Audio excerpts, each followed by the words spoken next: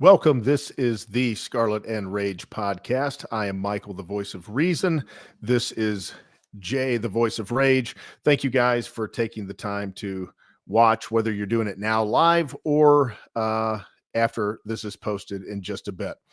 This is going to be a Big Ten Bowl show, and we are not touching on any of the big boys tonight, but those of you who have been in the chats as of late, feel free to get in and start up some conversations or some topics. What's happening, Jacob?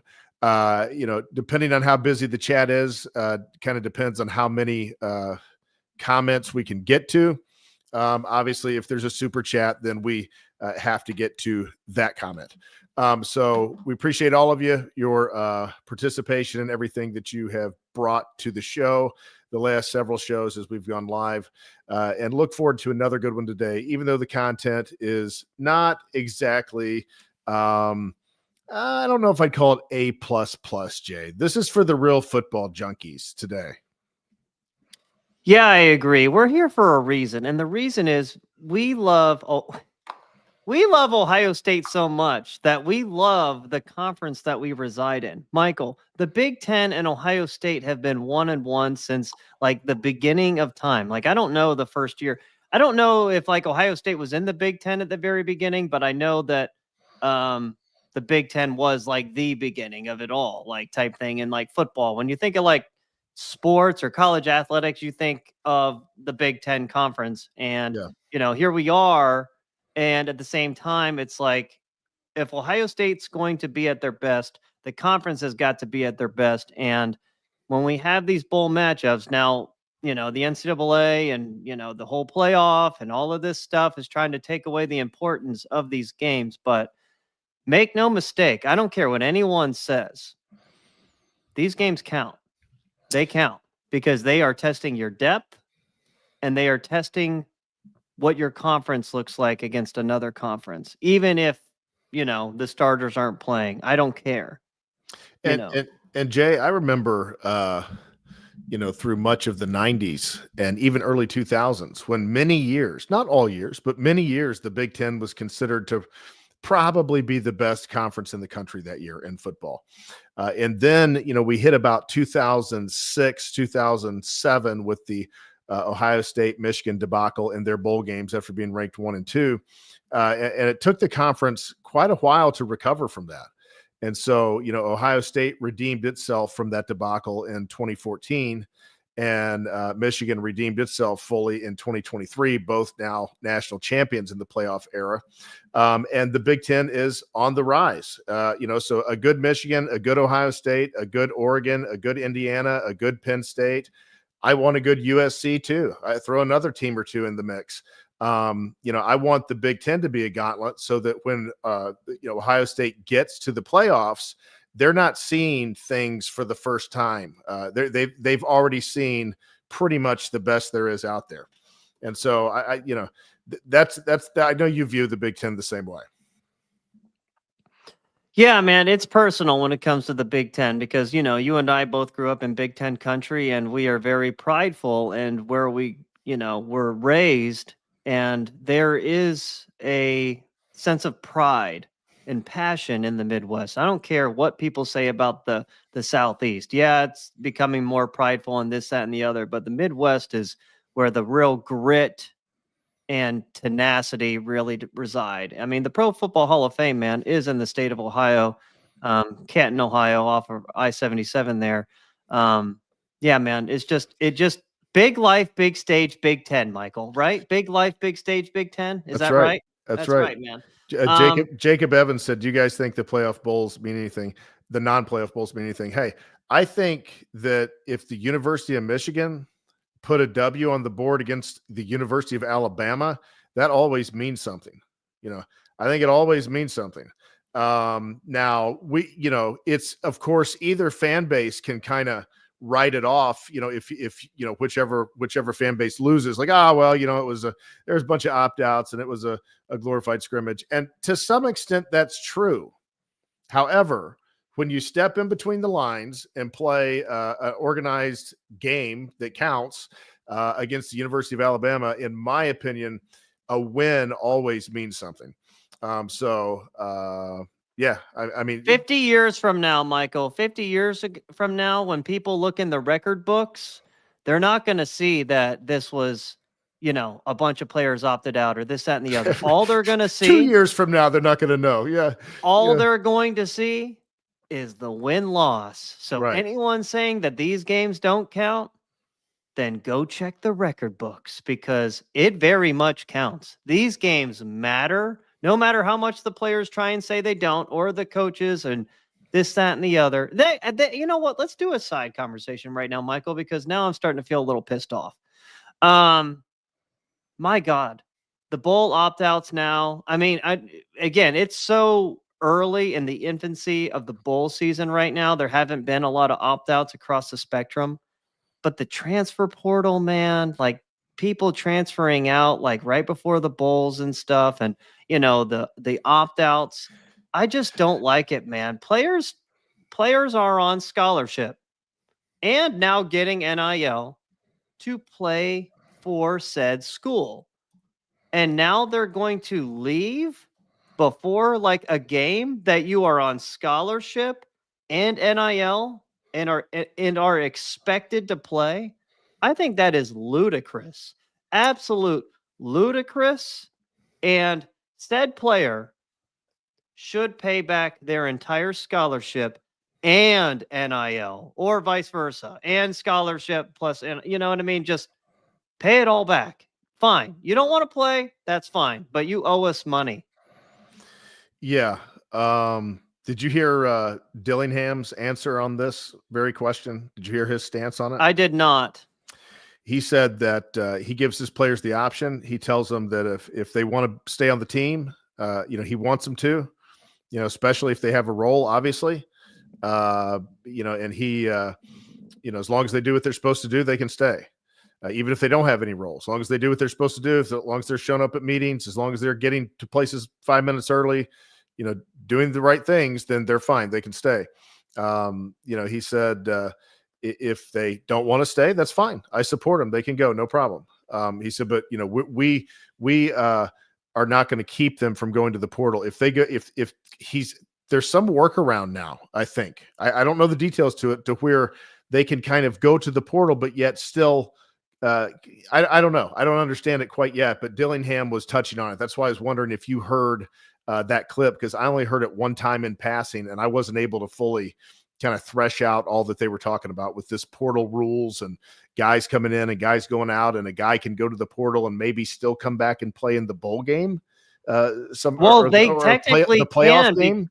So what the portal is, the transfer portal is a player basically makes himself open to be recruited by other teams, but he's still a part of that team that he's potentially planning on leaving. Then that puts Dillingham's that makes sense then, because he said if they want to go ahead and go out and be recruited and talk to other teams, they can still be on the team as long as they do all the things they have to do for that team. And he said, if they think that if they don't need to take a bunch of trips and miss a practice or things like that, then no, just go. But if you can stay and do everything that a teammate would do, to do your role for the rest of the season, however long that is, then they'll let you go talk to other teams while you're still playing for Arizona State.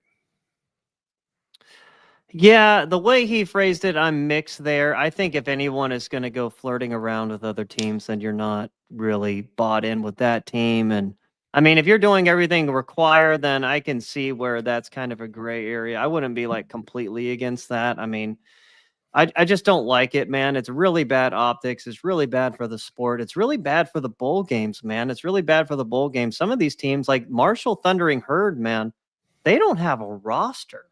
Like their coach, I don't know why, has left to go to Southern Miss. He was that guy that had that really good quote right before the Ohio State game.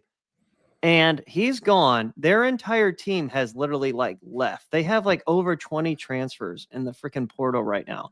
How are they, like, they've even talked about it amongst a fan base. How are they going to be expected to field a team and go play Army? They should just opt out of the bowl game. They don't have a team, which is crazy, man. It is crazy where we stand right now, like in regards to college athletics and the bowl games. Like, put the transfer portal after the damn bowl games. Like Yeah. that's what I would say. Move that window.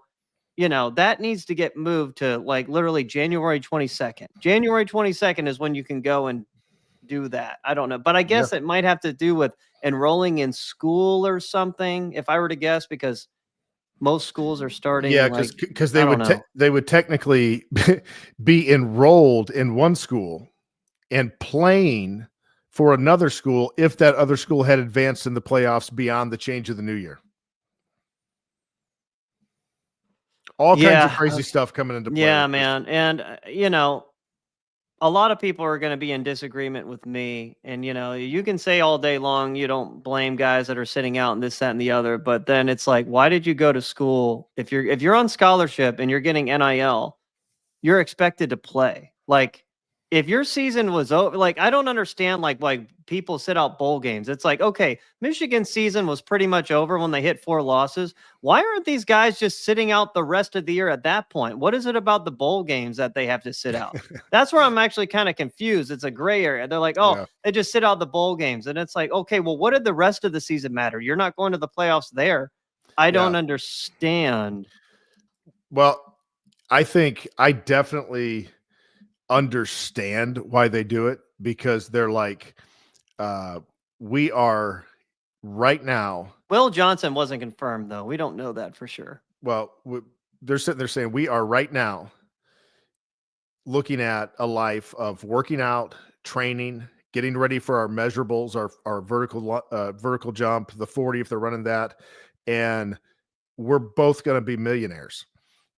So or I could go out there in a meaningless game, blow out my knee, have to get surgery on it, and have drop a round or two because teams are taking a chance on me that I'm going to recover, and I lose, $6, 7, 8, $9 million. So I get why they do it. From a business standpoint, it makes sense.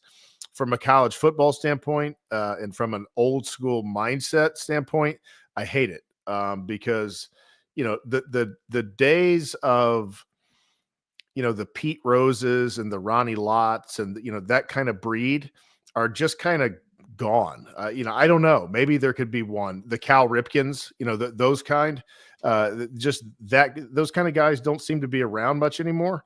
Because back in their day, it never would have been a question. Like, it's a game. Okay, well, we're playing. I don't know if you heard what Fran Brown here recently talking about opt-outs. A reporter asked him if they had guys opting out. He said, man, we don't opt out around here. We don't opt out around here. He said, nobody's opting out. He said, they're playing football. So I kind of like that out of Fran Brown. But anyhow, I mean, it's Syracuse, though, too. He can easily say that at Syracuse. True. I mean, That's true. I mean, if he were at Georgia, back at Georgia, would he be saying that? Maybe not. I don't know. Maybe not. I will say this, man. Again, I don't have a problem with people sitting out. They can do whatever they want, but just make it clear. Like somebody, I think Frosty Mug was saying it's a business. Okay. There needs to be some kind of contract signed. If you're not going to fulfill your contract and play all these games, you will pay all of your money back, all of your tuition, all of your room and board, all of your meals, all of your NIL provided by the university, because you have elected to breach your contract and are not playing in that game. So you can take that NFL money of yours from your agent. They're probably going to pay them up front. Take that, reimburse the school. No problem with it. I have no problem with it at that point. How about a penalty? The thing is, these penalties would have to be enforced across the board, but there needs to start being Well, I will tell you this. some kind of penalties. There needs to be. Listen to my idea. Tell me what you think about it. If you leave if you do not play in the bowl game, or you sit out for whatever reason, then you have to give back 10% of your total NIL package. So if your package was $1 million, $100,000 is getting clawed back somehow. Whether they hold that last bit of it until that decision is made, however it needs to be done.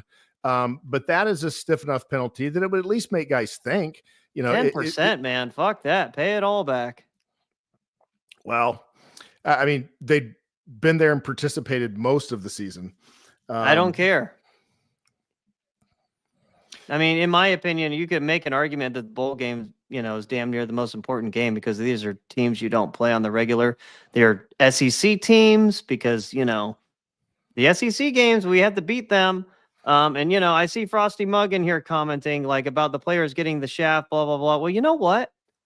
If they don't like it, they don't have to play football. Cry me a fucking river. If you don't like it, you don't have to play. Go do something else in life. You're not supposed to go to college and make money while you're in college. You're supposed to go to college to better yourself. Like that's the whole point of going. And it's a very slippery slope. Everyone like saying like, oh, the players are getting the shaft and this, that, and the other. What about the lab geeks that are helping these professors like, with R&D stuff and like really high tech or really sciencey shit going on? Why aren't they getting paid too? So now you're like having to pay everyone, which goes back to the point of you don't go to college to make money. You go to college for the ability to make money. Take your education, take your sports, whatever. These kids are not playing for free. They are getting a full-on scholarship, which, a lot of them are coming out of state. So tuition costs from out-of-state students like literally like 5 times as much as an in-state kid, plus room and board, free, all of that. I don't want to hear it, man. Cry me a fucking river. You can fuck off with that whole victim mentality shit. I'm not here for it. Well, the problem is, Jay, is that era's gone. The new era is here, and it's a player-friendly era where they get to make certain choices because they very much can get in these bidding wars. And ultimately, can you really blame them? I mean, if a kid wants to go to Ohio State and Ohio State's going to give him $100,000 a year, and Miami says they're going to give him $200,000 a year, and he really wants to go to Ohio State, can you blame him for going back to Ohio State and saying, man, they're going to give me 200. Can you guys at least do 150? And Ohio State says, yeah, we'll do 150. And he gets another 50,000 a year out of it. I mean, that's a total new evolution to the game that gives a certain power to players that players never had before. And we have to live with it because in some. No, you don't have to live with it. If the colleges were to nut up across the spectrum and be like, yeah, we're not giving you that. If everyone unified, you wouldn't need the NCAA. Then the players would be screwed. Then they would have no power at all. But it would take everyone. That'll never happen because the SEC. We don't know that. The SEC is never going to do that. The only way the SEC. Yeah, the SEC is really fucking bitches in regards to that. The only way the SEC would do that is if they conned everybody else into giving up their, paying the players, and then they continued to do it, having the advantage. Otherwise the SEC is never going to, give up something that they see as an advantage because they've got massive money. They've got massive support. They've got massive buy-in from the state, from the fans, from the university. And, they're always going to be competitive in everything. Whether it's NIL, whatever it is, they're going to find a way. Yeah. Well, Frosty Muggin here saying like the players are being exploited and stuff. They're not being exploited. They're not slaves. They don't have to go there. They can do something else. If they want to go make money, go do something else. That's simple. You're not in college to make money. I don't care. Yeah, man. Let's move on to the games. I feel like we've gotten way off topic here. But yeah, NIL sucks. This whole like player victim mentality sucks. Don't like it. With the right coach, NIL could be Ohio State's best friend. With the right coach. I mean, look, Bill Belichick just became the coach of North Carolina. Who would have ever dreamed that? He has a 400-page manual he brings in saying all of the things he wants to do and how he wants to run the organization and that he's going to run it like an NFL franchise. And so there's the ability to do that with NIL. But you have to have a coach who, has the personality and the know-how to navigate that. Bill Belichick, I think, is saying, I get to control my roster, but now I'm not, beholden to a salary cap that the whole league has to abide by. If I want to go pay more for this player to get him because I need him, I can. And Bill Belichick was always a great value buyer in the NFL. He would take guys that could be very productive for him that maybe some teams thought, they were kind of at the end of their road, and you get great deals on them. I imagine he's probably going to do some of that in college. So point being, I think the NIL could be Ohio State could turned themselves into the juggernaut they were always capable of being, with a high level competitive NIL and a very good head football coach who knows how to be the CEO and run a franchise, because that's essentially what they are now. Unfortunately, man. Unfortunately. Moving on, man. We have some games to break down, Michael. We have we have essentially the Big Ten SEC Challenge bowl game, situation again. 4 bowl games, not including Ohio State versus Tennessee, against the great evil in the Southeast. Let's be real, Michael. I don't want to say this. It is really unfair. We always have to play in their backyards. And obviously, like this year is, Tennessee at Ohio State. We're not talking about that game, but most years, isn't it unfair how the SEC gets like pseudo home games every year against the Big Ten?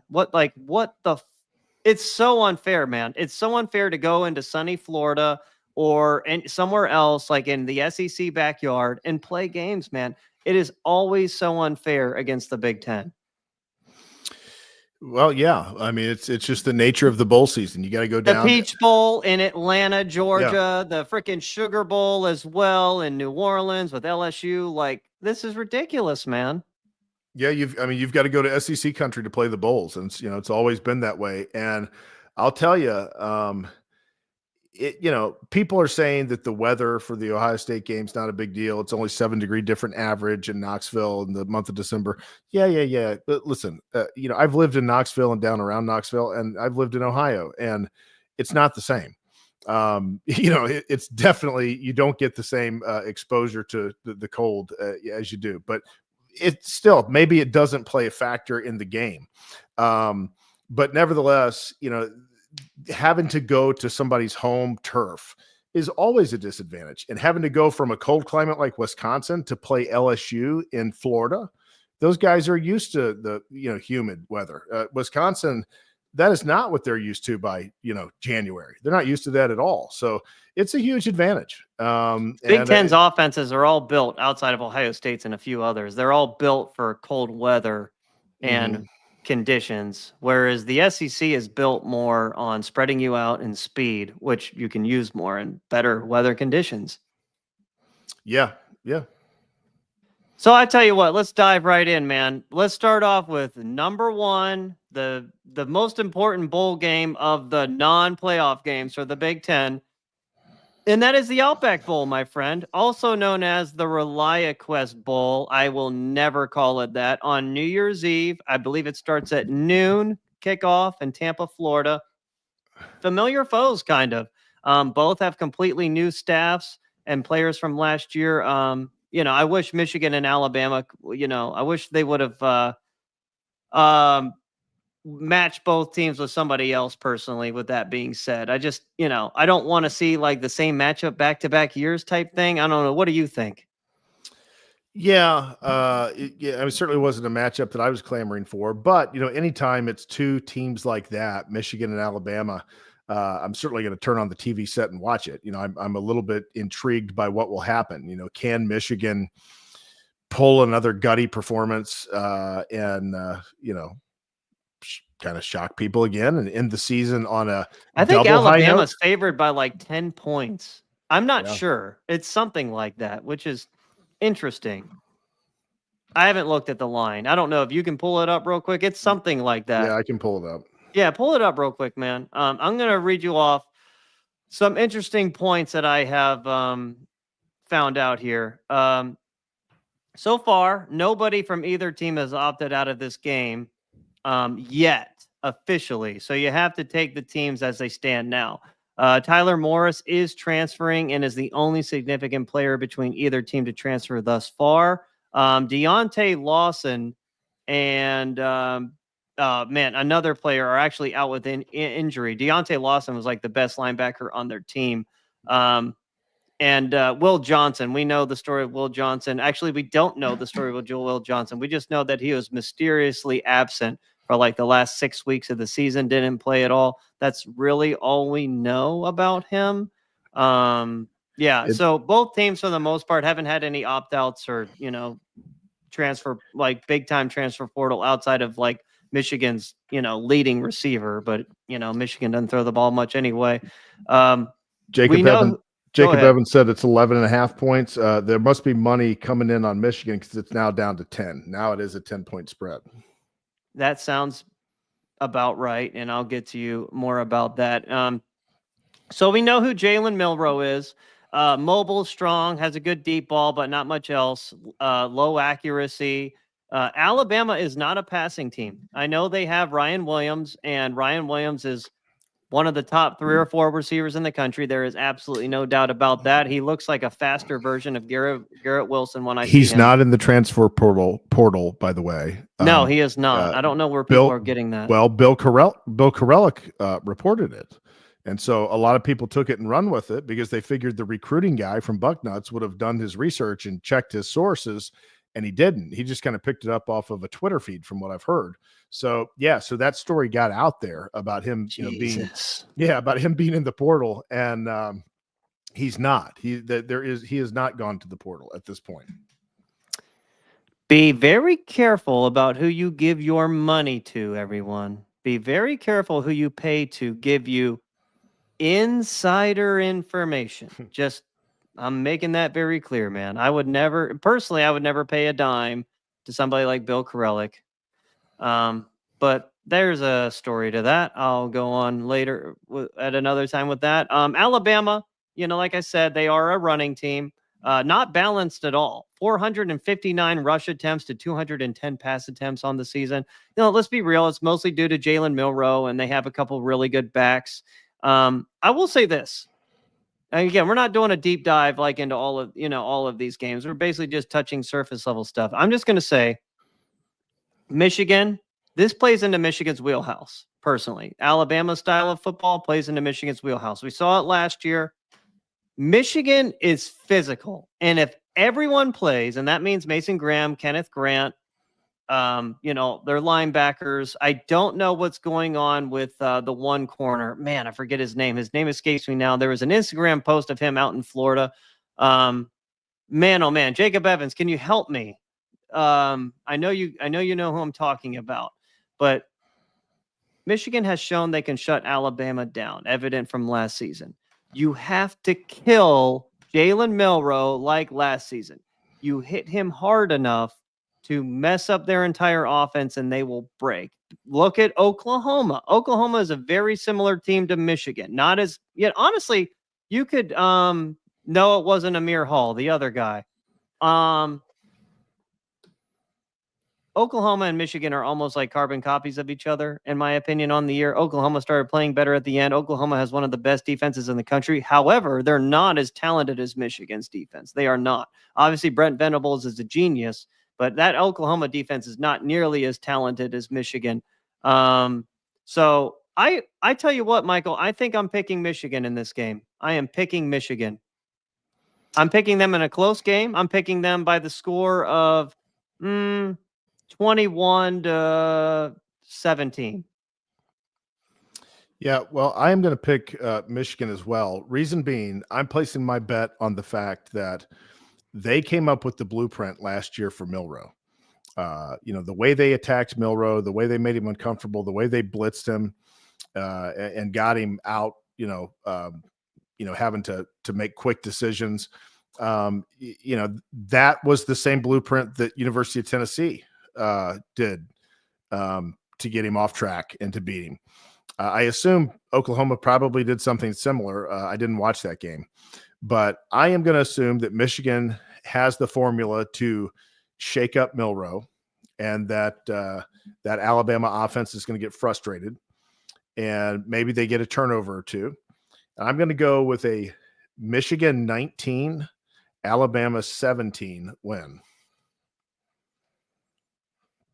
That sounds about right, man. I mean, that sounds about right. Again,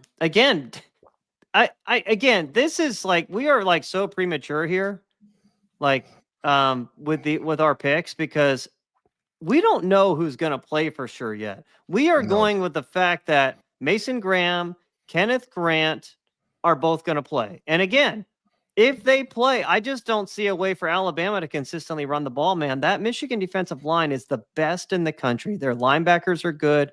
They're the best coached defense outside of maybe Oklahoma in the country. Like their defense, man, like I'm telling you, Michigan, they found something at the end of the year. In the second half of the Indiana game, they were an absolute top 10 team. I don't care what anyone says. They are not a team that anyone in the playoffs would want to play. Yeah. No, I agree that they're playing well right now, assuming they keep it up with the long layoff and the extra bowl practice. All right, but moving on, what do we got next?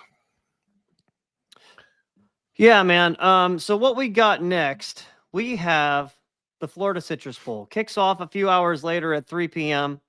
Couple notes here real quick. Illinois, it's going to be the Illinois Fighting Illini versus the South Carolina Gamecocks in the Florida Citrus Bowl. Illinois is actually 0-6 all time against the SEC and bowls, most recently losing to Mississippi State a few years ago. I believe that might have been the Outback Bowl. Mm-hmm. Just vague memories I have as a kid.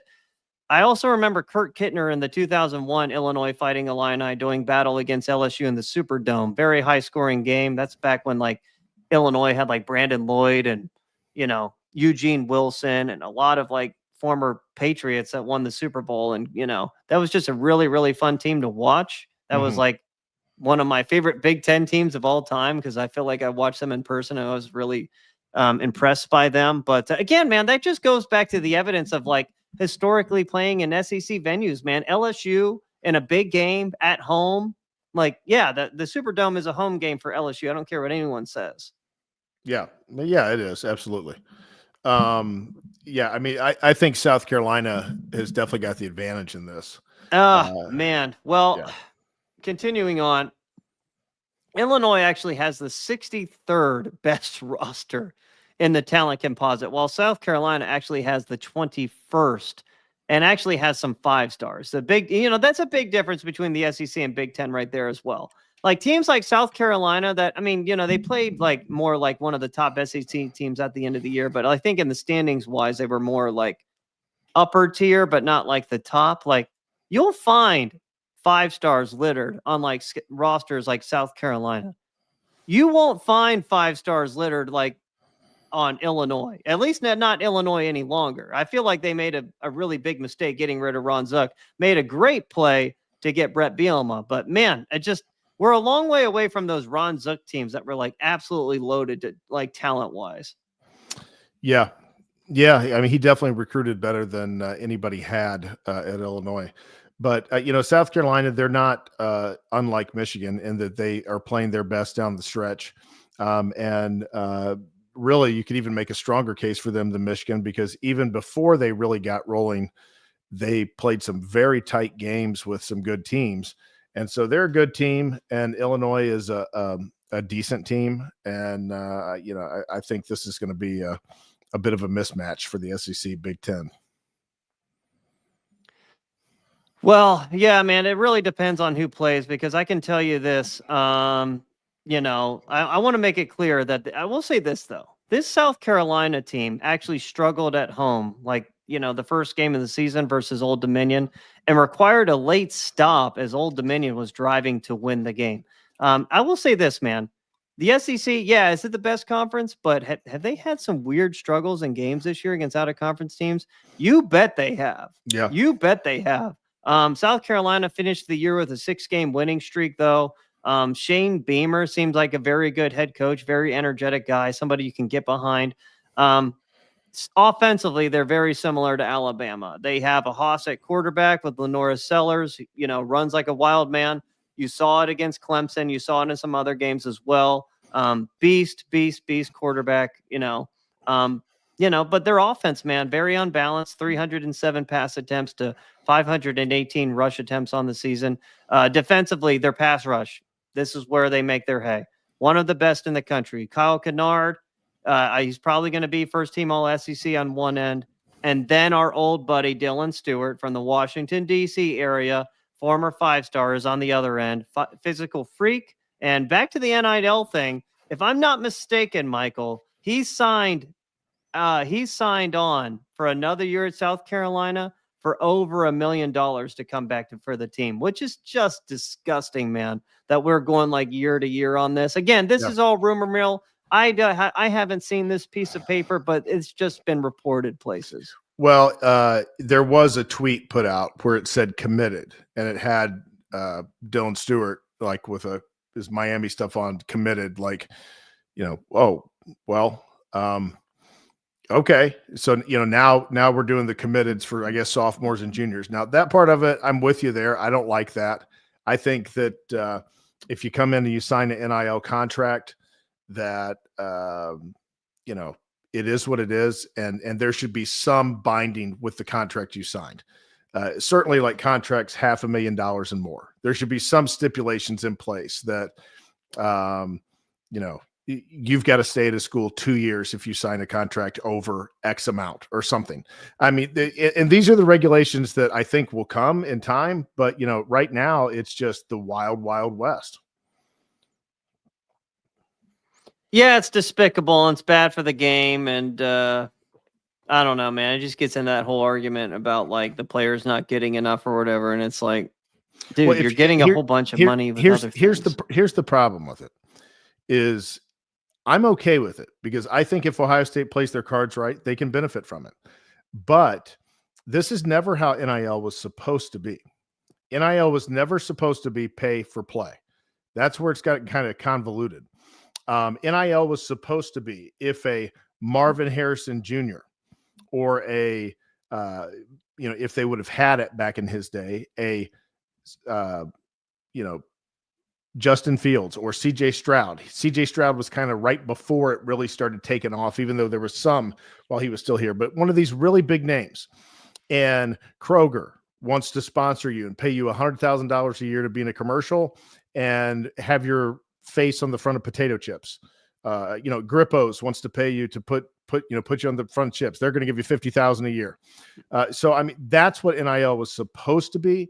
Is it was for those that were able to legitimately in the free market make money off of their name, likeness, or image. And of course, they were to be, there's other ways, than just that. But that was the idea. And then it's become this thing with these NIL collectives that, these collectives have to guarantee X amount. And guys like Dylan Stewart, great football player, but Dylan Stewart's not going to be pulling in $1 million of endorsement deals in the free market around Columbia, South Carolina. It's just not going to happen.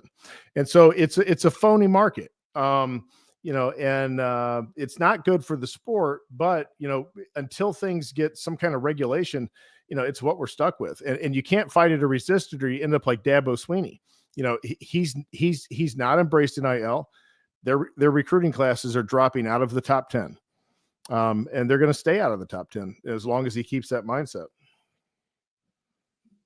I can tell you this. I've never been to Champaign, Illinois, but I can tell you that Columbia, South Carolina is an absolute fucking dump. Why people choose to play there, I have no idea. I understand it's the state capital and it is kind of urban, but my God, it looks old. It's, just not a lot to do there. I don't understand it, man. Now, I don't understand why anyone goes and plays at Clemson either. That's out in the middle of fucking nowhere. And for the Michigan fans in this chat, I just want to point out that I know a couple of you were trying to point out some of the corners. It was Jair Hill, not Zeke Berry, Amir Hall, Will Johnson. We already know the story there. Jair Hill. He's the one who's kind of shopping himself around down in, I think, Miami, Florida right now, but we'll see with that. Couple comments here. Yeah, we're not really going to address much Ohio State. Actually, no Ohio State, Tennessee. We'll get to that next week. Yeah, Will Howard sucks. I agree. Yeah, I don't like Gus Johnson either. I think he sucks. I would say the best play-by-play guy in sports off topic is Tom Brenneman. Tom Brenneman is my favorite, Michael. And I know you like him. I do. Yeah. And I'm not a somebody that gets too upset about the announcers, but I will say Gus Johnson has started to get on my nerves. He just kind of gets on my nerves. Just too energetic. Just too energetic. And it's just, if you're too energetic, then it's like fucking fake. Yeah. It's just, he's not my favorite for sure. Yeah, Shamari Earls. I believe that's the guy you flipped from Georgia. I believe he's the guy you got to flip from Georgia. Ryan Day still doesn't know what happened at home against Michigan. Ryan Day, I don't think he knows how to piss, sitting down or standing up. I think the guy is just utterly confused. Off topic, Ryan Day rant, man. I saw some post the other day about Ryan Day is like mentally unstable because his dad died, and rest in peace to his dad. But like, he was like getting in the nitty gritty. Like Ryan Day's just not mentally all there to lead a football team, and I can't disagree. I think the post was taken down, but like he was really hitting deep, like how Ryan Day just is not cut out. He's a deer in the headlights. He's just not there, in the big moments. Yeah, I'm not convinced. Not getting into any of the thing with his father, which that's a tragedy, and certainly, I'm sure something that he's kind of dealt with his whole life. But yeah, I don't think he's necessarily mentally cut out for the job. I'm not No, saying he's I'm not. not He is saying not. I'm not saying he has mental health issues or anything like that. I'm not making some kind of crazy claim. I'm just saying I don't think has the mental fortitude that's maybe necessary for that job. But we'll see. Maybe he'll prove me wrong. I mean, what is he? I mean, like you say that every year, and he's never proven any different. It's like the same fucking story. Yeah, I agree. I'm just saying you never know. There's another shot. We'll see how it goes here in a couple weeks. Yeah, man. Back to Illinois and South Carolina. I know we went on our daily Ryan Day rant. I feel like Ryan Day keeps us employed here, man. By the way, I said that to you the other day. Illinois' best receiver, Pat Bryant, is opted out. He's going to the NFL. He is by far Illinois' best wide receiver and best offensive player. From what I understand, nobody from South Carolina has actually opted out yet. And it also doesn't help that Illinois, that Caden Fagan, their best back, got hurt in early October. He was like an Eddie George-ish type running back. Not saying he's Eddie George, but he's built the same way, runs the same way. Just monster player, missed the rest of the season. I like Brett Bielema as a coach. He's built for the Big Ten, but he hasn't recruited at the level like that he needs to. Like he's got to be able to recruit better. He's got to be able to maybe go into DC or into the Southeast. And, he's not doing it. He's not recruiting well enough. And, I don't like this matchup, Michael. Yeah, I have South Carolina winning. I don't really know what the score is, but if I were to guess, they'll win by at least 10 points. They're in the heat, but I don't know. Illinois is a physical team too, and in South Carolina, they're not Steve Spurrier's South Carolina. They actually run the ball a lot. So maybe a chance for Illinois there. Again, I'm not doing a super deep dive into these games, but that's my thoughts, man. You agree South Carolina's going to win? Yep, I'm going South Carolina 28, Illinois 17. Jay, they said that let's see, where was that? Somebody Mr. CO. I shared your video on Twitter. It went viral. You said that left-wing politics destroyed OSU. Laugh out loud. I'm not disagreeing. Wow, really? Send me the link. I'm not on Twitter, man. Describe or X. It's X. You need to actually pay to be on X. Elon Musk did us all a favor and removed the filth on Twitter, man. Fired all those people, all those bureaucrats inside Twitter. Mr. CEO, define viral. What do you mean? How many people saw this thing? How viral? Yeah, that is a good question. Yeah. Yeah. Explain that or post a link or something. That's yeah. If you could post that, please, into our channel, that would be cool to see. I don't know that I got any notification about that. Southwest Lion. I'm late. Bill Belichick to North Carolina. Yeah, that's my understanding. My understanding is it's happening, right? Yeah, no, it happened. It was confirmed earlier. Yeah, it's we talked about that. That's I'm not too far away from Chapel Hill, man. I live like 2.5 hours away, 2 hours, 40 minutes away from there. Well, Bill's got that 24-year-old girlfriend. So how old is Bill? 72. How much Viagra does he have to take to get it up to have sex with that girl? I don't know. Yeah, I mean, seriously, man. I feel like he might have a heart attack if that girl gets naked in front of him, man. Like, the guy's really old. Well, they travel all over the country together, so evidently it's going fine. Yeah, well, he's alive, but I mean, are they actually having sex though? Well, I mean, she could. Dude, I've met so many women over the years that say they just want to get paid by men to do nothing, and it's like, what the fuck? What are you doing in return for this? No, listen, not that we're getting into this, but Bill is, when he started seeing this girl, that's how it first came out that they were seeing each other, is somehow there was leaked footage of her Ring doorbell down there in her, off of college campus, and he was coming out of the her little house there on college campus one morning, and the Ring doorbell has Bill Belichick sneaking out with his clothes and kind of putting his sweatshirt on, and and so so it seems that Bill is still big dick Belichick, baby. Sounds like he's still got a little bit in him. Yeah, a lot of it, man. He has to. Well, I mean, you never know. She might not be the only one. I mean, he's probably got. I don't know. Depends on what he, I mean, he could probably get any woman he wants at 72, considering his fame and all of that. Man, we're getting off topic again, man. All right. Next bowl game, Jay. Yeah, next bowl game here. Fuck, man. Yeah, I will say this, Mr. CEO, man, if you can post that link to our to that X video, man. I would like to see that. Either post it on our page or post it on the comments on this video afterwards or in the chat right now, whatever. Yeah. Okay. Music City Bowl, man. A game between bordering states. It's crazy to think that Iowa and Missouri actually border each other. I always felt like Iowa was like way up there. Yeah. But, it's really just like directly west of like Ohio almost. Well, actually, maybe that's Nebraska, but I don't fucking know, man. Iowa and Missouri, bordering states, 19th best roster versus the 39th best roster. We know Missouri, we spoke about them last season, not nearly the team they were last season and struggled to close the year. Actually had a close game at the end of the season with an average Arkansas team. Luther Burden has actually already opted out. I kind of expect Brady Cook to do so as well, but I don't know that Brady Cook's really an NFL guy. Yeah, man, what are your initial thoughts? Missouri, Iowa, and we know Iowa, we've like spoken about them in depth this year. But the Missouri Tigers, man, any thoughts there? No, I was just seeing Mr. CEO did reply, 15,000 views, over 200 comments and reactions. So small, viral. Hey, that's pretty solid. 15,000 views. And I know I'm still waiting for him to post the link, man. I need to see it to believe it. I need to see it to believe it. A couple of hundred comments. There I am, Jay, thrown into your controversy again on Twitter. Is it my controversy or is it just real fucking facts here that I'm spewing, man? I'm a truth seeker, man. I'm not in this to, I'm in this to be a free thinker and a truth speaker, man. That's why I'm here. Yeah. So this game, I'm just going to throw out what I think the outcome is going to be. Okay. I haven't put a lot of time into this particular game. Wasn't one of the more interesting matchups in my opinion. However, I am going to take Missouri in a close one, 24-20.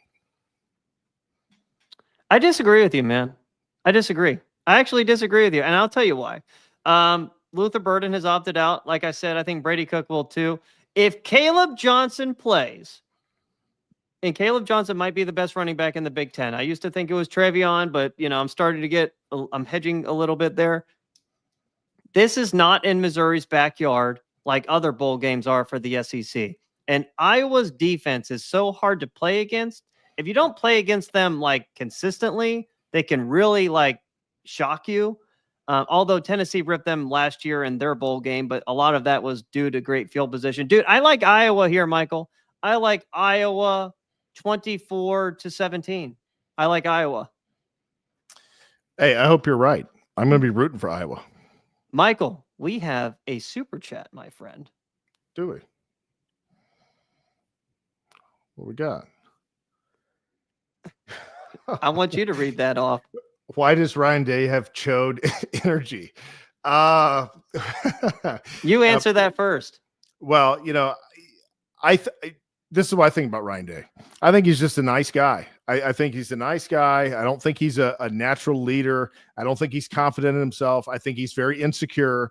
And I think it's because he's an insecure guy. That's why he has, as you would say, chode energy.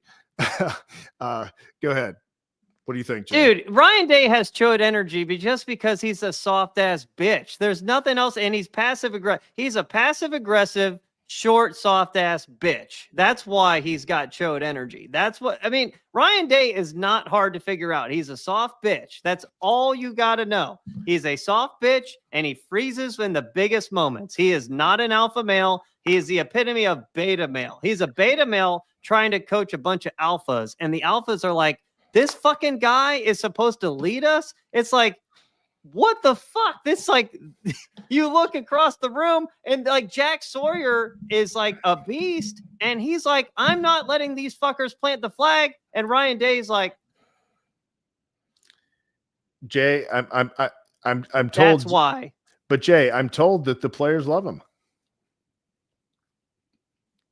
I'm sure they do. I'm sure behind closed doors they do. But you can love someone. That doesn't mean you're going to follow them into battle. Like, I love my cats. Am I going to follow them into fucking war? No, you're not. And so my whole point is that, I don't think Ryan Day's all bad. I think he's a real good football coach if he's in the right lane. Under Urban Meyer, he was an excellent upgrade as an offensive coordinator. A few times in his head coaching, career at Ohio State, he's shown that. Like Clemson 2020, it's been hit or miss, but it has at times. 2021 was really a pretty brilliant offense. It's just that defense was so bad. So I mean, Ryan Day does have some good, but he's lost himself. He's lost himself completely. The Michigan rivalry absolutely has done psychological damage. He's like Henry Winkler on The Waterboy.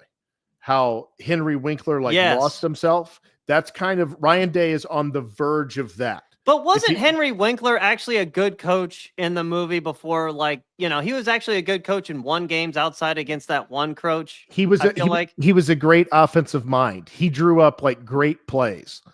And so then he just went like on a block. And so that literally is like Ryan Day. He was a good offensive mind as an offensive coordinator, when he just had to do that, when he didn't have to worry about anything else. He could go recruit quarterbacks and be the offensive coordinator. And he's cut out for that. He's good for that. I wish we could have, had him in that role 2 or 3 more years with a good head coach.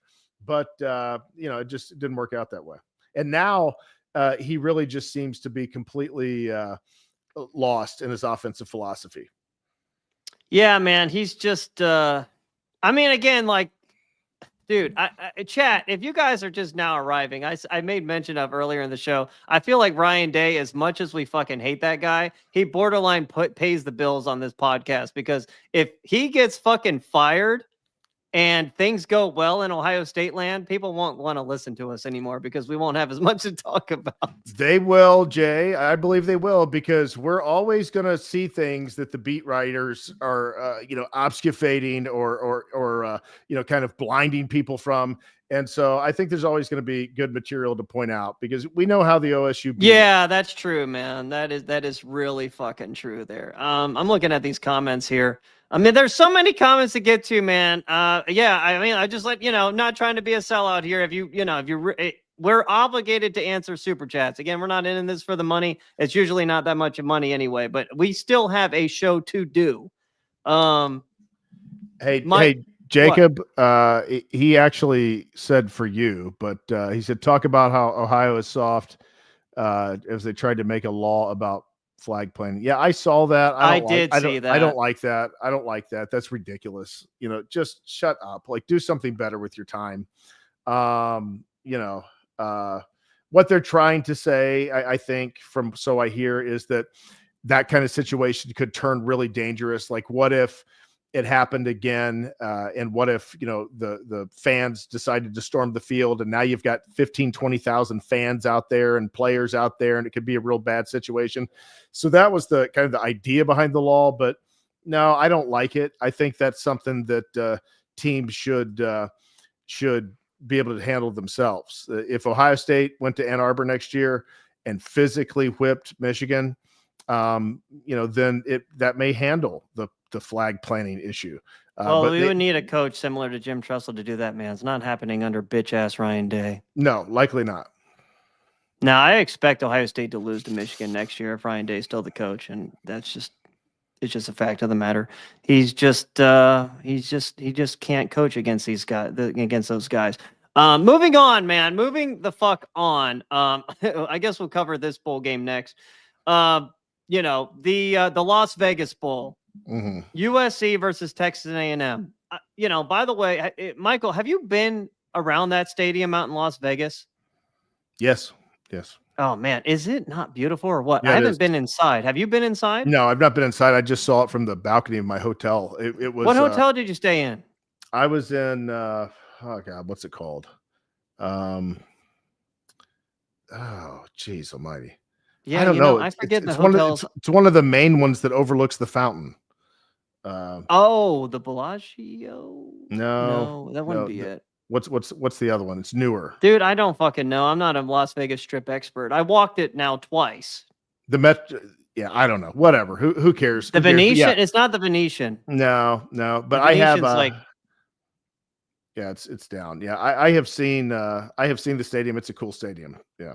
Oh yeah. So cool story. Side story. I actually visited Las Vegas for the first time back in February. Actually, when was it? I don't know. I think it was February. It was literally a week after the Super Bowl. 1 week after the Super Bowl. So we stayed in the hotel literally right across the street from the stadium. And Mandalay Bay. Stayed at Mandalay Bay. Okay. I decided to go on a little excursion. It was nice because I basically was just chilling. My wife was there for work, so I could do whatever I wanted. Walked across the street, walked around Allegiant Stadium. I think that's what it's called. Yep. The Death Star, and the Super Bowl field was actually outside that they played on. It was actually outside that I could see it. It was the same field that they just played on. They moved it outside. So I thought that was really fucking cool. Oh, wow. Yeah, that is cool. The Cosmopolitan, that's where I stayed.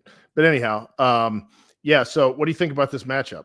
Okay, moving on to the matchup, man. We've gotten so off track in this show.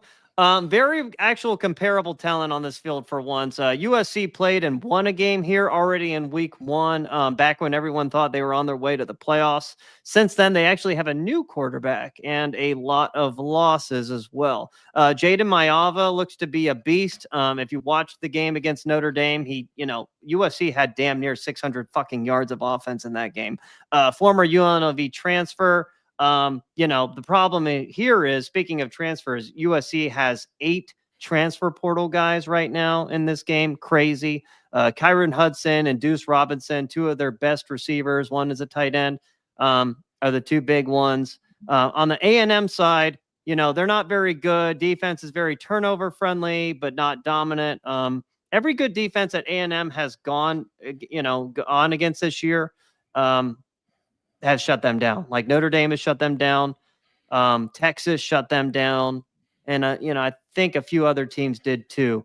So yeah, I know Texas A&M actually moved to a new quarterback. I think Connor Wegman was their quarterback at first. They moved on to Marcel Reed in the second half of the year. It really didn't improve much. Texas A&M's got a really good defense. But I will just say this. I'm just going to get it out of the way now. I'm taking USC to win.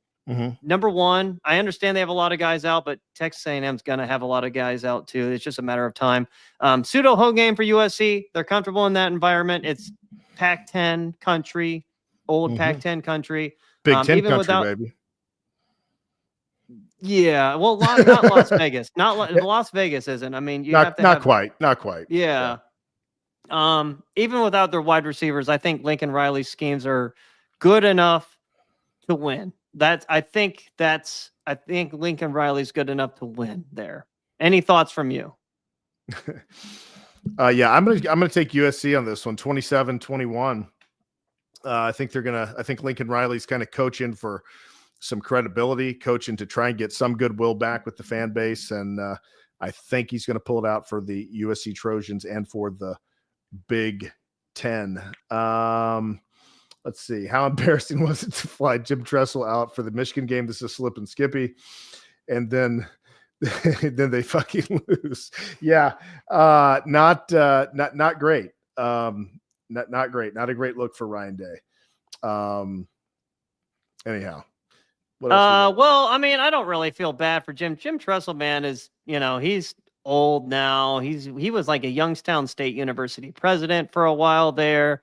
Um, you know, he's he's lived a happy life. He's done his thing. My cat is meowing like crazy outside Well, of this but door it's and just driving me like, fucking crazy. Ryan Day's trying to do like everything you can, to show how important this Michigan game is to him, and then nothing matters. In the end, he just can't beat him. Doesn't matter what he does. Flies Jim Tressel in. Doesn't matter what he does. Yeah, like I wonder if Jim Tressel. Here's the thing. Dude, I don't want to talk about fucking Ryan Day, but how pompous is that son of a bitch? I believe that Ryan Day is actually. I believe Jim Tressel's probably tried to take advice from Ryan, or no, I believe Ryan. I believe Jim Tressel's tried to give Ryan Day advice on how to like win bigger games. And I bet you Ryan Day just ignored it, did nothing with it, didn't care. I just think he's a pompous little bitch. Well, he certainly hasn't had a conversation with Jim Tressel about special teams. That's for sure. Um, Absolutely not. Yeah. So, but yeah, I got USC in that game. So what does that have? What does that have us? Big Ten. Well, I mean, if our predictions go, the Big Ten versus the SEC there. So I predicted Michigan to win. I predicted South Carolina to win against Illinois. I have. You picked 3 out of 4 Big Ten teams, Jay. I have the Big Ten team going. I have the Big Ten going 3-1 in these games against the SEC, Michael. I have the Big Ten with an old-fashioned split of 2-2. Yeah, I think where we differ is Iowa and Missouri, right? Yep. Yeah, that makes sense. I tell you what, man, the other games, I mean, we can touch on a little bit. I don't have a lot on them. I mean, Nebraska does play Boston College. I'm taking Nebraska. Boston College sucks. I believe their Candelario, their quarterback, is not, or what the fuck is his name, man? The Boston College quarterback's not even playing. Dylan Raiola, there were rumors that he was going to transfer. He's not. But Nebraska's got a few transfers. One of their best defensive ends is actually visiting Ohio State. James Williams is his name. Again, Ohio State's shitty in the transfer portal. I haven't seen any names that really stand out to me so far. It's like, Ohio State sucks at recruiting at certain positions, and they say they're going to save themselves in the transfer portal, and it never happens for the most part. Yeah, man. Boston College, Nebraska. Do you have any thoughts? They've been able to patch it together, out of the transfer portal, but the big lands have been at positions that they don't necessarily struggle recruiting at out of high school. But yeah, no, I don't have anything on this game. I have no thoughts on it. Yeah, a couple other games that are still, happening. Rutgers plays Kansas State. I'm honestly, man, I'm taking Kansas State in that game. Kansas State's actually a pretty solid team, and Rutgers sucks. Rutgers needs to fire Greg Schiano. Greg Schiano has done nothing to elevate the Rutgers program. That is just another guy stealing a paycheck from Rutgers based on past glory. He is not a 21st. He's no longer a 21st century football coach.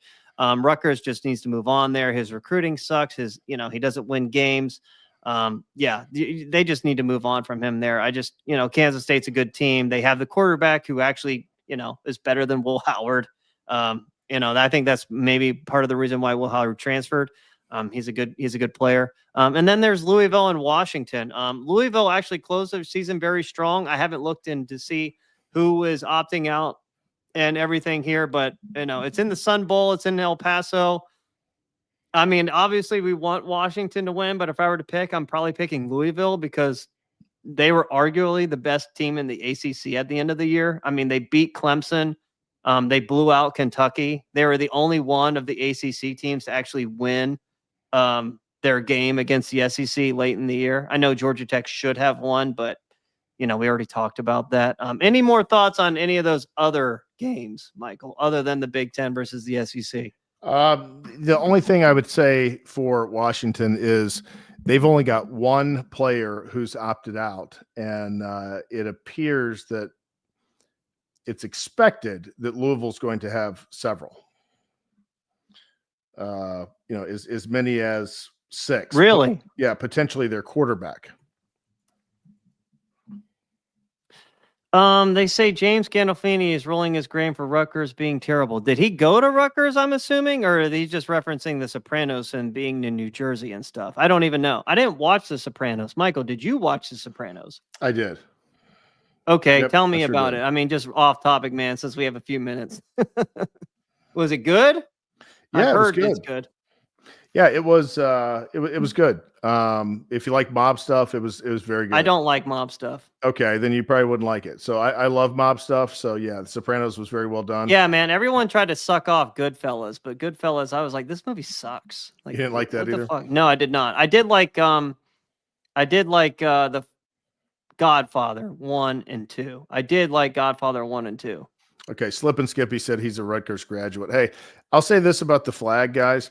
I think that we should up the ante on the flag. That not only does the winner of the rivalry get to plant the flag, that whoever loses has to keep the flag, has to keep it and display it around their stadium somewhere for the next year. And if you don't want if you don't want a Michigan flag in your stadium, beat Michigan, and then they'll have to put an Ohio State flag somewhere around their stadium the next year. Anywhere you can put it anywhere. You just have to put it on display somewhere in the stadium. That's the rule. I'd be all for that new little wrinkle to the rivalry. Yeah, man. I don't really know about the whole flag thing. I mean, it's just bitch shit. I don't know. It's just, and again, you have every right to go ahead and plant your flag, but just be prepared. That team has every right to go and attack you and beat your ass. Like, whatever. I don't care, but just be prepared for a fight. That's all. Yeah. Home Depot flagpole. That's actually kind of funny. Yeah, man. I don't have much else, Michael, man. The Big Ten, just, to recap, we got to win these games. I don't care what anyone says. These games will go into the final win-loss column for all of eternity. So 100 years from now, somebody who doesn't pay any fucking attention to player opt-outs or anything along those lines are going to look at those records and going to be like, South Carolina beat Illinois on December 31st, 2024, and they're not going to know anything else other than the final score, and they'll be like, that's a 1 for the SEC and 0 for the Big Ten. 1-0 right there. They're going to see that, and that's all that matters. Yep, These are not scrimmages. These nope. games count. Yep, there'll be a record at the end of the year, and that we'll be seeing it all over ESPN. Ultimately, if a Big Ten team won the national championship, that's kind of the ultimate trump card. However, that record's still going to be there, and so we want the Big Ten to come out on top of the SEC. We know we're not going to sweep them. It was a glorious bowl season in 1998 when the Big Ten swept the SEC. That's not going to happen this time, but I do think we can come out with a winning record. Yeah, man. Yeah, I really do. I think the Big Ten, as time goes on, I think we were actually a pretty solid conference. I mean, we were really, really bad at the bottom, but I think from the mid, I think the bottom of the Big Ten was as bad as it's ever been. But from like the middle of the pack and up, I think the conference in all honesty was actually pretty good. I would put it damn near right there with the SEC. From the mid tier up. But the problem is the SEC bottom teams are so much better than the Big Ten bottom teams. Yep. But everything from mid tier up, I mean, I think the Big Ten matches up okay with them. Yeah, the gap is closing significantly between the two conferences, especially on the top end. It needs to close more, man. The Big Ten needs to take over. The Big Ten needs to take over the world. That's what needs to happen. When the Big Ten takes over the world and they start, I mean, it makes me sad to see the SEC. I mean, SEC baseball is basically like Major League Baseball, like quadruple A now. Let's be real. But SEC basketball has taken over, man. SEC basketball is the best team or the best conference in the country. I was watching Arkansas and Michigan last night, and Arkansas won. Like, Michigan was ranked in the top 20, and Arkansas was unranked. I understand Arkansas has Calipari and a bunch of talent, but Michigan shouldn't be losing that game. It was in Madison Square Garden, Michigan. What the fuck, man? I really like Dusty May, but my God, your rebounding, your boxing out, your attention to detail, the turnovers just really fucked you guys hard in that game last night. And the SEC, Michael, like there was like this new like SEC ACC challenge in basketball. It used to be the Big Ten ACC challenge. The SEC beat the ACC 14 games to 2. Wow. Yeah, I've never seen such a lopsided thing like that. That was insane. Well, Got some catching up to do in the basketball arena, it looks like now as well. But at least the football is leveling up. Still a ways to go, Yeah, but still, it's yeah, we need to improving. catch up. We need to catch up in basketball. But man, fuck, man, are we ever going to be respectable in baseball around here? Like, even respectable? There'll always be such a massive gap. Michigan and Indiana and Nebraska and a few schools, they put extra money in making sure their guys basically play in the South or the West, in February and as much of March as possible. Yeah,